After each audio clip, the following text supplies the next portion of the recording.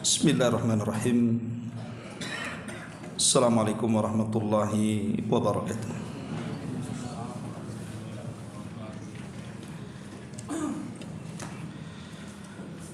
Alhamdulillah wassalatu wassalamu ala Rasulillah wa ala alihi wa sahbihi wa mawalah wa la hawla wa la quwata illa billahi wa ba'du. Baik, kita akan lanjutkan kajian kita, masih membahas tafsir dari surah Al-Haqqah, dan kita masuk pada ayat ke-25 dan seterusnya. A'udzubillahi minasyaitonirrajim. Bismillahirrahmanirrahim. Wa amma man utiya kitabahu bishimalihi fayaqulu ya laitani lam uta kitabiyah wa lam adri ma hisabiyah ya laitaha kanatil qadiyah ma aghna anni maliyah halaka anni sultaniyah khudhuhu faghulluhu thumma al-jahima salluhu thumma fi silsilatin dhar'uha sab'una dhira'an fasluquhu innahu kana la yu'minu billahil azim. Adapun orang-orang yang diberi catatannya di tangan kirinya, dia pun berkata, seandainya saja aku tidak diberi catatan amalanku dan aku tidak mengetahui bagaimana perhitunganku, seandainya saja ia kematian yang menyudahi segala sesuatu, hartaku yang selama ini kukumpulkan sama sekali tidak ada guna bagiku, kekuasaan yang kubanggakan selama ini hilang pula dari badanku. Maka Allah subhanahu wa ta'ala katakan kepada orang ini, tangkap dia, borgol tangannya sampai ke lehernya, masukkan ia ke dalam jahanam, kemudian belit dia dengan rantai yang panjang 70 hasta, karena selama di dunia dia tidak beriman kepada Allah yang Maha Agung. Baik hadirin dan hadirat yang dimuliakan Allah subhanahu wa ta'ala, pada minggu yang lalu kita sudah menjelaskan tentang kondisi orang-orang yang beriman, yang mengambil catatannya dengan tangan kanannya, dan mereka adalah orang-orang yang beruntung, yang Allah subhanahu wa ta'ala katakan, faman zuhziha anin nar wa udkhilal jannata faqad faz. Siapapun yang terbebas dari neraka dan dimasukkan ke dalam sorga, itulah keberuntungan yang nyata. Dan mereka orang-orang yang mengambil catatannya dengan tangan kanannya. Adapun sebaliknya dalam ayat ini, Allah subhanahu wa ta'ala hendak menjelaskan penderitaan berat, penyesalan yang tidak ada kesudahan. Siapa mereka? Orang-orang yang mengambil catatan amalnya dengan tangan kirinya. Bagaimana nasibnya? Apa yang mereka akan hadapi kelak pada hari kiamat di hadapan Allah subhanahu wa ta'ala? Dan bagaimana akhir kesudahannya? Ma'asyiral muslimin wal muslimat rahimakumullah. Di dalam sebuah hadis yang dikeluarkan oleh Imam Al-Bukhari dan Muslim, hadis dari sahabat Ibnu Abbas radhiyallahu anhuma, dari Nabi sallallahu alaihi wasallam, beliau bersabda, innallaha yudnil mu'mina fayadha'u alaihi kanafahu wa yasturuhu fayaqulu ata'rifu dhanba kadha ata'rifu dhanba kadha fayaqulu na'am ay rabbi hatta idza qarrarahu bidhunubihi wa ra'a fi nafsihi annahu halak qala satartuha alayka fid dunya wa ana aghfiruha lakal yawma fayu'ta kitaba hasanatihi wa ammal kafir wal munafiqun fayaqulul ashhad haula'i alladhina kadzabu ala rabbihim ala la'natullahi ala zalimin. Sesungguhnya Allah Subhanahu wa taala akan mendekatkan seorang mukmin kelak pada hari kiamat di sisi Allah Subhanahu wa taala. Lalu dia akan meletakkan tirainya pada orang ini dan menutupinya dari manusia. Kemudian Allah mengatakan kepadanya, apakah engkau mengetahui dosamu? Maka engkau mengetahui dosamu?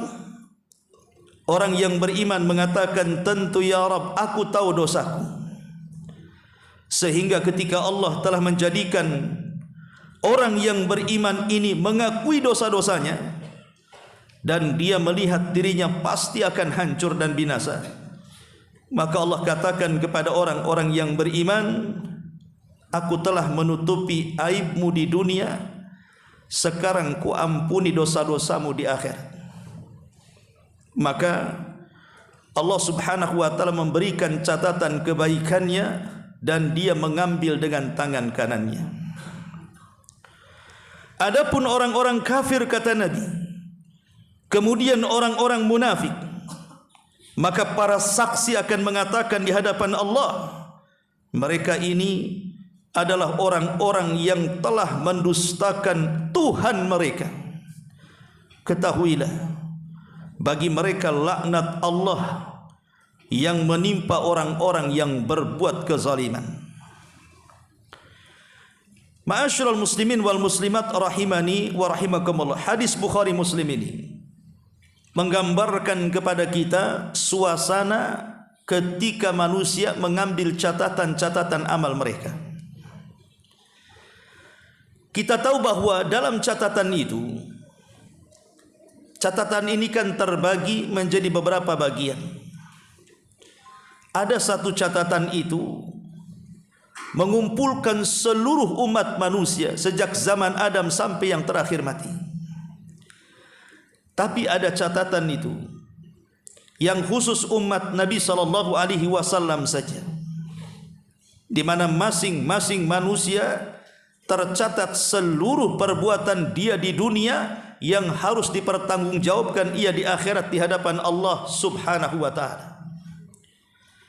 Anda bisa bayangkan kalau seandainya satu kota Batam dikumpulkan di satu lapangan, kemudian ada orang yang naik ke atas panggung mendengarkan apa yang ia akan katakan, kemudian dia mengakui dosa-dosanya, bahwa saya telah berzina detik sekian, menit sekian, jam sekian, hari sekian, tanggal sekian, tahun sekian. Saya pun telah mencuri hartanya si fulan. Saya telah merampok rumahnya si fulan. Saya telah mabuk, saya telah menggibah dan begitu seterusnya. Kira-kira kalau seandainya giliran kita yang naik ke panggung kemudian membacakan dosa kita di hadapan masyarakat Batam, di mana muka kita diletakkan? Satu aib saja diketahui manusia, malunya luar biasa, apalagi mengakui dosa-dosanya. Tapi nanti pada hari kiamat, pengakuan dosa itu di hadapan halayak orang ramai. Ketika kemudian ada orang-orang saleh semisal para sahabat Rasul membacakan kebaikan-kebaikannya, kemudian para ulama membacakan jasa-jasa baiknya, kemudian orang saleh membacakan amal-amal baiknya, mungkin semua manusia yang mendengarnya mereka kagum dan memujinya. Sekali giliran kita yang naik kemudian membacakan catatan amalan kita yang isinya lebih banyak keburukan dibandingkan kebaikan, kira-kira mau ditaruh di mana muka kita kelak pada hari kiamat? Di dunia saja ikhwan, hukuman sosial itu terkadang lebih berat dibandingkan hukuman fisik. Hukuman sosial itu lebih berat dibandingkan hukuman fisik. Umpamanya ada orang yang berzina, kemudian langsung dipenjara. Orang tidak tahu kecuali dia dan beberapa orang dari pihak kepolisian saja. Mungkin aib kita tidak tersebar kecuali di beberapa orang itu saja. Tapi kalau kita tidak dipenjara, tidak dipukul, tidak diapa-apa, cuman kita disuruh mengakui kesalahan kita. Saya berzina dengan si fulan, menghamili si fulan di hadapan orang ramai, maka hukuman sosial itu lebih berat. Karena menanggung rasa malu itu sakit yang tidak terkira.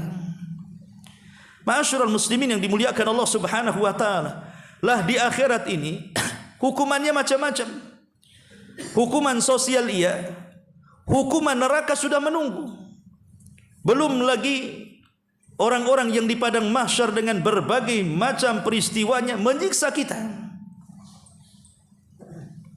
Ma'asyiral muslimin, kita bisa bayangkan saat pembagian catatan itu. Tapi orang-orang yang beriman, Allah Karim, Allah Rahim, saat dia hendak ditanya oleh Allah tentang catatannya, tiba-tiba datang tirai. Tirai itu menghalangi pandangan manusia dengan kita, sehingga ketika kita diinterogasi oleh Allah Subhanahu wa taala tidak ada yang tahu karena ada tirainya di situ. Walaupun kita membacakan dosa-dosa kita, manusia tidak tahu karena terhalangi dengan tirai itu. Sehingga ketika Allah Subhanahu wa taala bertanya, bukankah ini dosa-dosamu dalam catatanmu? Bukankah itu dosa-dosamu dalam catatanmu? Dia mengakui semuanya. Ya, betul ya Rabb, itu kesalahanku. Tapi karena banyak kebaikannya dibandingkan keburukannya, Allah katakan, dulu di dunia wahai fulan, ku tutupi aibmu. Sekarang di akhirat ku ampuni dosa-dosamu. Ini kalau orang-orang yang beriman, maka dia ambil catatannya dengan tangan kanannya. Tapi orang-orang kafir, orang-orang munafik, orang-orang mujrim, orang-orang yang banyak melakukan kejahatan, maksiat dan kemungkaran, maka yang bicara bukan lagi kita, tapi yang bicara adalah para saksi. Para saksi yang akan bicara. Makanya Allah mengatakan, yauma nakhtimu ala afwahihim wa tukallimuna aydihim wa tashhadu arjuluhum. Kita mau bicara tidak bisa karena mulut terkunci, tiba-tiba langsung bisu. Mau bicara apa? Membuat pembelaan gimana? Kita saja kadang orang bisu ngomong tidak paham. Nanti pada hari kiamat lisan kita membuat kita bisu. Supaya apa? Supaya tidak berdusta, supaya tidak berkilah. Lalu tangan yang ada pada badan kita menjadi saksi. Tangan ikut bicara, menerjemahkan apa yang pernah dilakukan badan dia semenjak di dunia. Dan kaki juga ikut bersaksi. Ma'asyiral muslimin yang dimuliakan Allah Subhanahu wa taala. Makanya kemudian Rasul mengatakan, fa ammal kafir wal munafiqun. Adapun orang-orang kafir dan orang-orang munafik, ketika mereka ditanya soal catatannya di halayak orang ramai, karena tidak ada tirai yang menghalangi mereka dengan manusia yang banyak. Ketika mereka ditanya, mulai mereka mendebat, kemudian mereka berkilah dan begitu seterusnya, tapi tidak ada guna.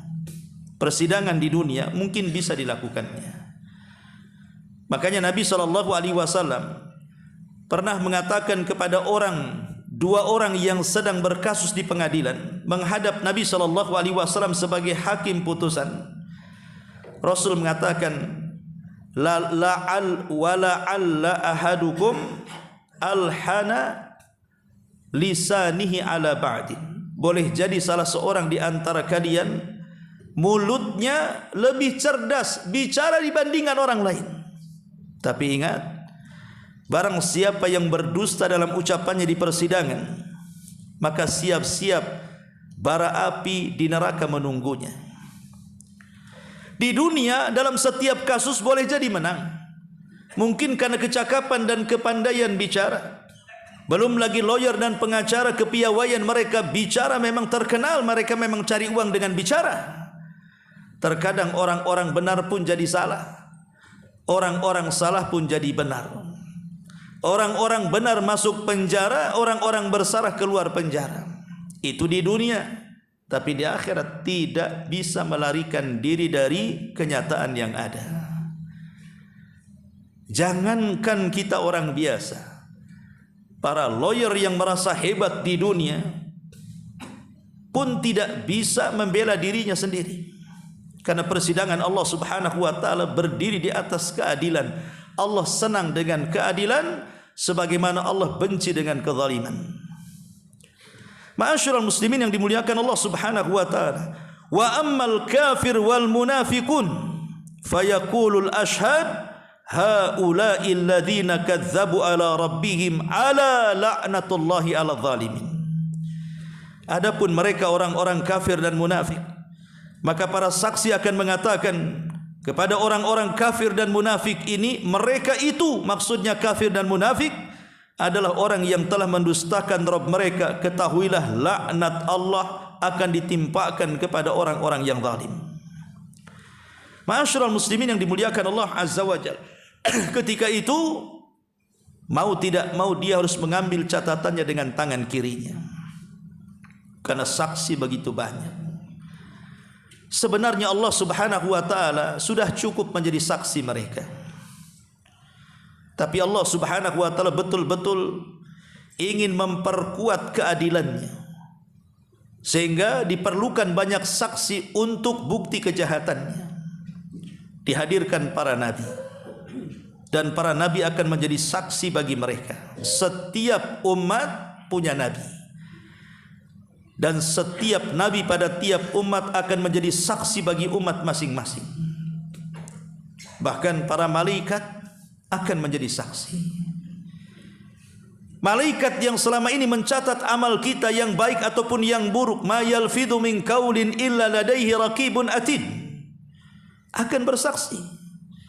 Lalu siapa yang berkilah dari para malaikat?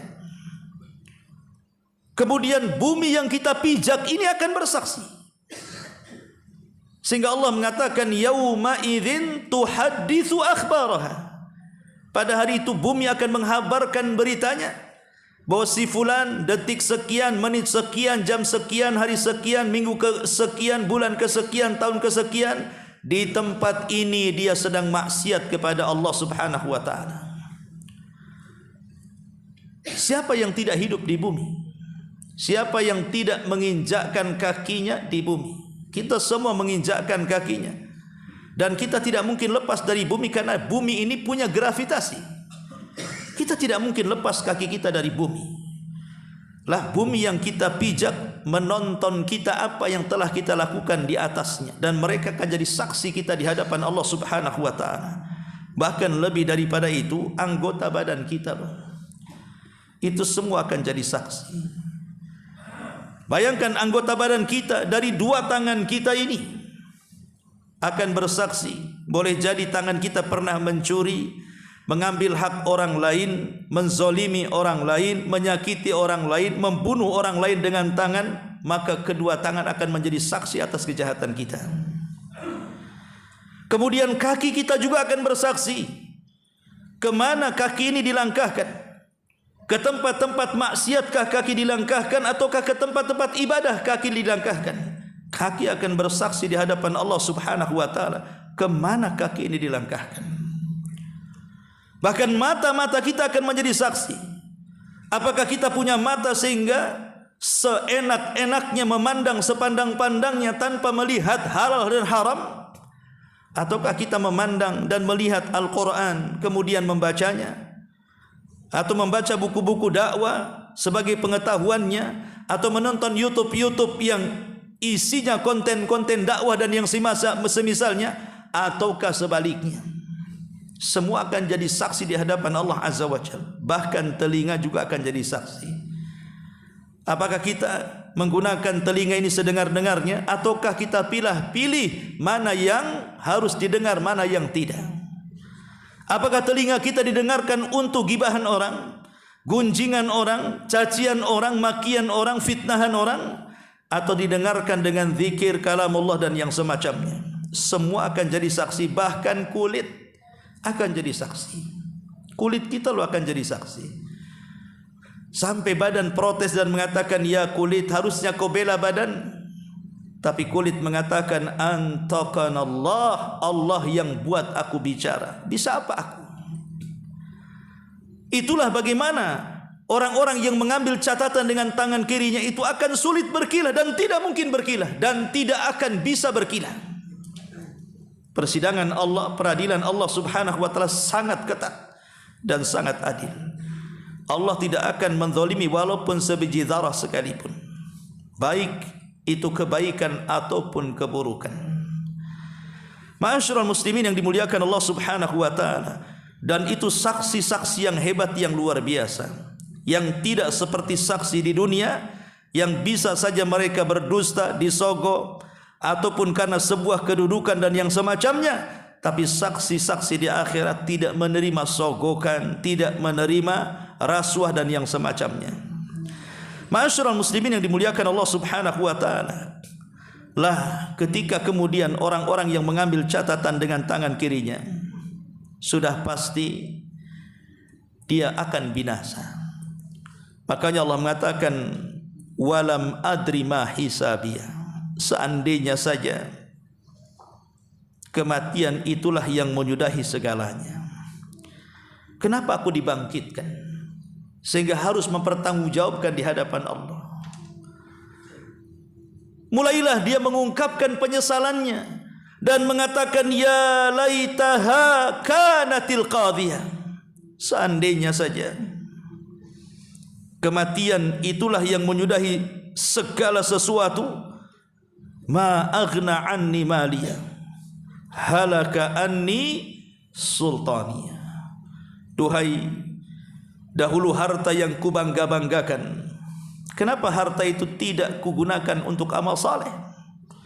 Lenyap untuk kemaksiatan kepada Allah Azza wa Jalla. Kemana harta itu pergi? Duhai kedudukan dan kepemimpinan yang dulu aku puja-puji, kemana? Harusnya aku dulu ketika menjadi pemimpin ini saatnya ingkar kemungkaran dan mengajak manusia kepada kebaikan, bukan untuk menindas, menginjak dan menzalimi manusia. Mulai terjadi penyesalan di sini. Pasti orang-orang yang mengambil catatannya, mereka akan menyesal senyesal-nyesalnya. Tapi apa gunanya penyesalan kelak pada hari kiamat? Penyesalan itu tidak ada gunanya. Makanya orang-orang yang seperti ini, mereka mengharap kalau seandainya mereka dikembalikan ke dunia, kemudian dia mengatakan, Rabbirji'uni la'alli a'mala salihan fi ma tarak. Ya Rabb, boleh enggak aku kembalikan kau ke dunia supaya aku bisa beramal saleh yang dulu amal-amal itu sempat kutinggalkan. Tapi Allah Subhanahu wa taala mengatakan, mustahil. Enggak ada ceritanya. Bumi aja sudah hancur, sudah tidak ada bekas lagi, tidak ada ma'lam lagi. Lalu apa penyesalan kemudian baru diucapkan setelah kematian? Bahkan sebagian orang-orang kafir berangan-angan kalau setelah dihisab mereka menjadi tanah dan debu sehingga tidak ada azab bagi mereka. Saat binatang dihisab, orang-orang kafir menyaksikannya. Ketika binatang-binatang yang bertanduk, yang suka menanduk binatang yang tidak bertanduk, Allah pindahkan tanduk itu kepada binatang yang tidak bertanduk, yang selalu ditanduk. Allah katakan, tanduk dia sekarang sebanyak dia menanduk kamu. Maka terjadilah hisab di antara binatang. Kalau binatang saja mendapatkan keadilan, apalagi manusia, pasti mendapatkan keadilan. Itulah kenapa Islam itu menekankan tentang keimanan kepada hari akhir, supaya orang-orang yang terzalimi dan tidak sanggup untuk membalas ada ketenangan bahwa balasan tidak mesti di dunia, ada pengadilan yang jauh lebih adil seadil-adilnya kelak, pengadilan di hadapan Allah Subhanahu wa taala. Ma'asyiral muslimin yang dimuliakan Allah Subhanahu wa taala, bahkan ada orang yang berangan-angan, ya laitani qaddamtu li hayati, ya Rabb, kenapa aku di dunia dahulu tidak menghabiskan waktu-waktuku untuk beribadah, sekarang baru menyesal. Mereka menyesali waktu yang berlalu sepanjang hidupnya. Ingat, waktu yang sudah lewat tidak mungkin kembali. Waktu yang akan datang belum tentu kita dapati. Yang memungkinkan adalah waktu sekarang yang kita jalani. Kita tidak tahu dengan kematian kita. Maka waktu yang dijalani ini manfaatkan sebaik-baiknya. Jangan sampai waktu yang kita lewati menjadi penyesalan kelak pada hari kiamat. Ada orang-orang juga yang menyesal, kenapa di dunia dia tidak mengikuti ajaran Nabi, sehingga kemudian mereka mengatakan, ya laitani ittakhadtu ma'ar rasuli sabila, duhai celaka aku, kenapa dulu aku tidak mengambil jalan para utusan.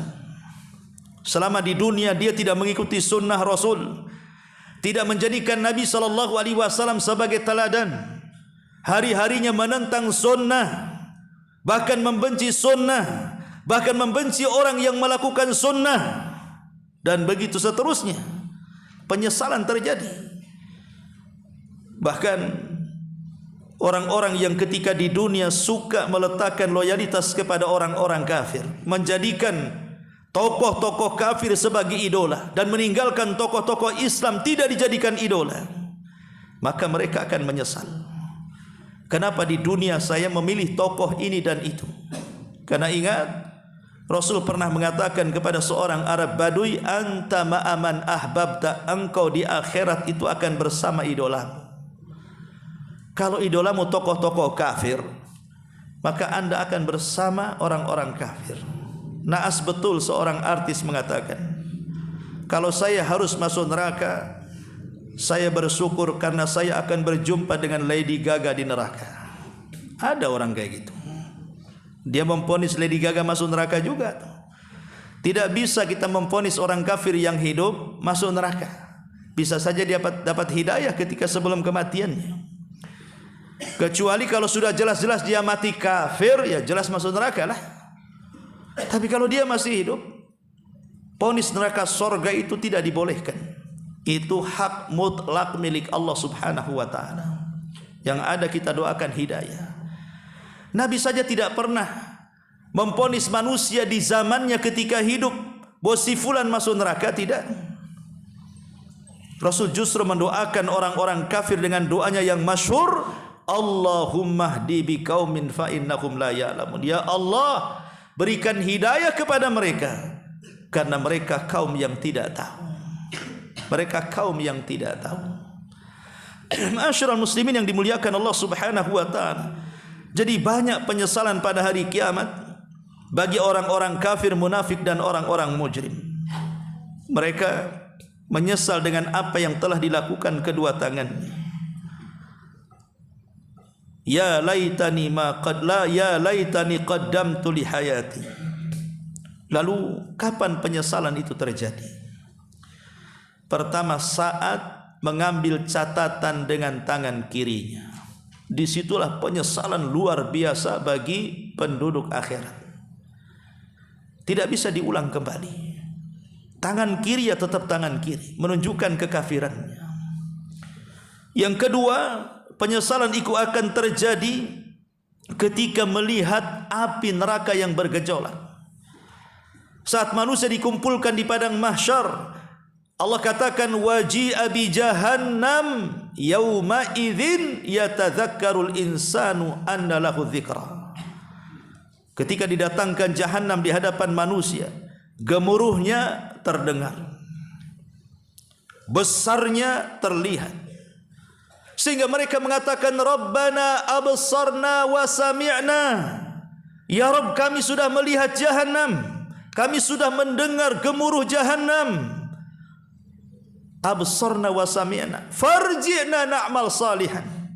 Kalau begitu kembalikan kami ke dunia ya Rabb, kami ingin kembali beramal saleh. Mungkin? Mustahil. Maka ketika melihat neraka baru terjadi penyesalan.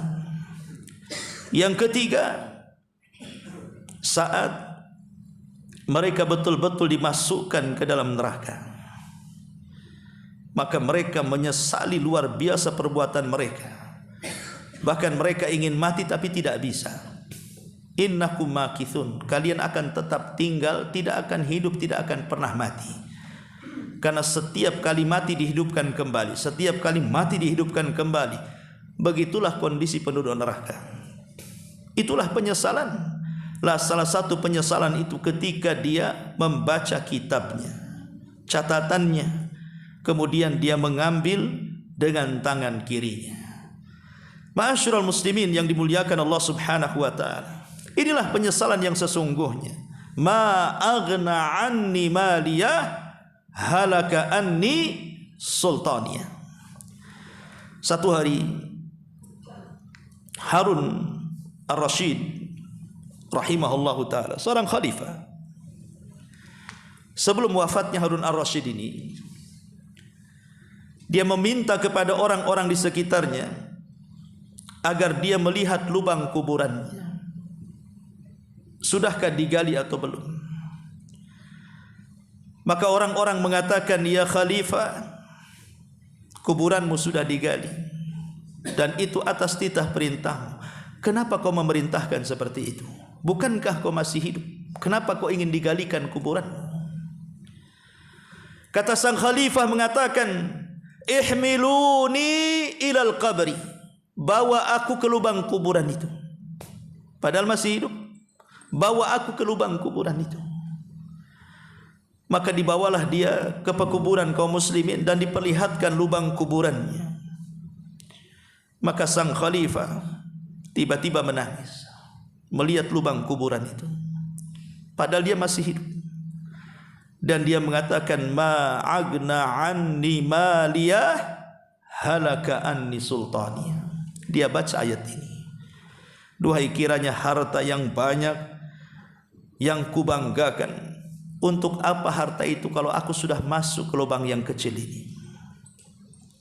Duhai kedudukan yang selama ini aku bangga-banggakan juga, buat apa kalau aku sudah masuk ke lubang ini? Lihat, para penguasa di negeri kita dari zaman ke zaman, mereka sudah wafat. Di mana mereka? Ada di bawah tanah. Apakah negara yang pernah mereka pimpin ikut dimasukkan ke lubang kuburnya? Tidak. Ketika dia meninggal, datang penggantinya. Lihat para tokoh-tokoh, orang-orang kaya, boleh jadi terkaya di dunia nomor 1, nomor 2, nomor 3, atau kan di negeri kita terkaya se-Indonesia nomor 1, nomor 2, nomor 3. Lihat mereka yang pernah dinobatkan menjadi orang yang terkaya yang sudah mati, yang sudah masuk ke liang lahat. Pertanyaannya, apakah kekayaannya juga dimasukkan ke dalam kuburnya? Tidak. Satu-satunya manusia yang memasukkan kekayaannya ke liang kubur hanyalah Qarun. Fa khasafna bihi wa bidarihil ardh. Kami tenggelamkan Qarun ke dasar bumi dan seluruh kekayaannya. Tapi apa gunanya kekayaan Qarun pun walaupun masuk ke dalam kubur, tetap di akhirat dia dibangkitkan tanpa sehelai pakaian, tanpa beralas sandal, tidak dikhitan dan tidak membawa harta di badan. Apa gunanya? Ya. Ma'asyiral muslimin yang dimuliakan Allah Azza wa Jalla, Khalifatul Ma'mun. Ma'mun, seorang khalifah Bani Abbasiyah yang pernah membangun peradaban Islam. Dialah yang membangun peradaban Islam di zamannya. Negerinya sangat makmur, kaya raya. Khalifah Ma'mun, karena memadukan pembangunan timur dan barat. Peradaban dunia terbangun di zamannya. Walaupun dia tersesat dengan akidah Mu'tazilah secara agama, tapi secara dunia dia berhasil. Khalifah Ma'mun saat detik-detik wafatnya, maka dia pun memandang orang-orang di sekitarnya. Dia pandang kursi kebesarannya, dia pandang pakaian kekhalifahannya, dia pandang tempat tidurnya yang empuk, yang megah, yang berbeda dengan orang lainnya. Tiba-tiba saat detik wafatnya dia mengatakan, "Ya man la yazulu mulkuh, irham man qad zala mulkuh." Wahai zat yang tidak pernah hilang kekuasaannya, sayangi hambamu yang akan hilang kekuasaannya. Wahai zat, maksudnya Allah yang tidak akan pernah hilang kerajaannya, sayangilah hambamu ini yang sebentar lagi akan hilang kerajaannya. Itulah makna ma aghna anni maliyah halaka anni sultaniyah. Enggak ada guna. Makanya kenapa Nabi sampai mengatakan idza mata ibnu Adam in qata amaluhu illa min thalathin, sadaqatin jariyah aw ilmin yuntafa'u bihi aw waladin salihin yad'ulahu. Apabila anak Adam meninggal dunia, tidak mungkin masuk ke liang lahatnya kecuali 3 perkara yang pernah diusahakannya. Sedekah yang mengalir, ilmu yang bermanfaat, dan keturunan yang saleh dan saleh yang mendoakan kedua orang tuanya. Harta, kata Rasul, maluka ma akalta fa afnaita wa ma labista fa ablaita wa ma tasaddaqta fa abqaita. Hartamu, kata Rasul, yang kau makan habis, yang kau pakai usang, yang kau sedekahkan itulah yang kekal abadi. Ma'asyiral muslimin wal muslimat rahimani wa rahimakumullah. Wajar kalau seandainya Abu Darda radhiyallahu an, dia meminta kepada istrinya sebelum wafatnya untuk disedekahkan seluruh hartanya. Abu Darda radhiyallahu an sebelum wafatnya dia mengatakan kepada istrinya, "Masih adakah dirham di rumahku?" Kata istrinya, "Ada." "Sedekahkan." "Masih adakah dirham di rumah kita?" "Ada." "Sedekahkan." "Masih adakah perhiasan yang tergantung di lehermu?" "Masih ada." "Sedekahkan." Sampai saat meninggal dunia betul-betul tidak membawa apapun. Saat ditanya kepada Abu Darda, "Ya Abu Darda, kenapa kau lakukan ini?" Apa kata Abu Darda? "Khala'na nisfa silsilati bil iman, afala nakhlu nisfahul akhirah bil ihsan, nisfahul ukhra bil ihsan." Kami telah melepaskan belenggu kelak di neraka dengan iman. Kami sudah melepaskan separuh dari belenggu itu dengan iman. Salahkah aku kalau seandainya aku ingin melepaskan belenggu yang separuhnya dengan ihsan, berbuat baik? Karena nanti Allah Subhanahu wa taala mengatakan, "Khudhuhu faghullu, summal jahima sallu." Khudhuhu faghullu. Ambil orang ini, tangkap orang ini. Maksudnya orang-orang yang mengambil catatan dengan tangan kirinya. Tangkap orang ini. Lihat, Allah menganggap dia buronan. Tangkap dia, kemudian borgol dia. Borgolnya sejahat-jahatnya penjahat di dunia, semujrim-mujrimnya orang mujrim di dunia, sebesar-besarnya kriminal di dunia ini, paling tinggi apa? Borgol kaki, borgol tangan, borgol leher. Coba lihat di negeri kita sajalah, orang-orang yang anggaplah sudah dianggap paling garang kejahatannya dikirim ke Nusa Kambangan. Apa yang terjadi? Dikasih rantai kakinya, dikasih rantai tangannya kan.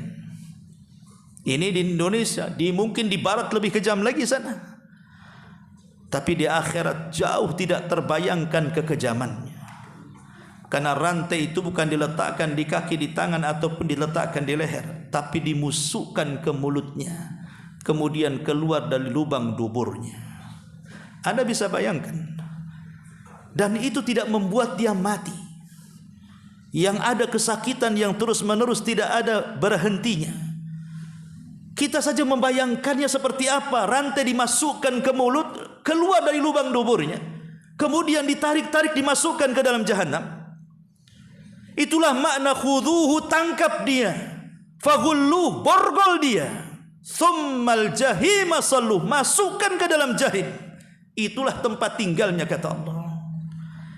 Ma'asyiral muslimin wal muslimat rahimani wa rahimakumullah.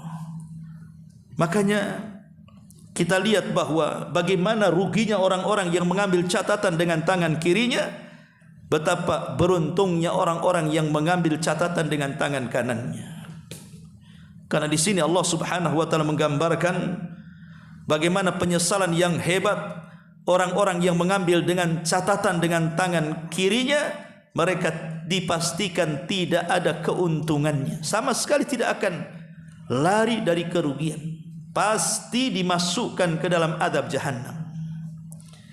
Ma'asyiral muslimin yang dimuliakan Allah Azza wa Jalla. Makanya Anas ibnu Malik radhiyallahu anhu, dia mengatakan di hadapan Nabi sallallahu alaihi wasallam, "Ya Rasulullah, bolehkah aku kan sudah banyak menolong." Karena Anas itu membantu Rasul selama 10 tahun sampai wafatnya Nabi. Dari usia 10 tahun sampai 20 tahun. Sampai wafatnya Nabi. Sehingga dia mengatakan di akhir ayat hidup Rasul, "Ya Rasulullah, at'ub minka syafa'ah." Aku menginginkan darimu syafaat kelak pada hari kiamat. Bisa enggak aku meminta syafaatmu kelak pada hari kiamat? Di mana pada hari kiamat akan kucari dirimu, hai Rasul?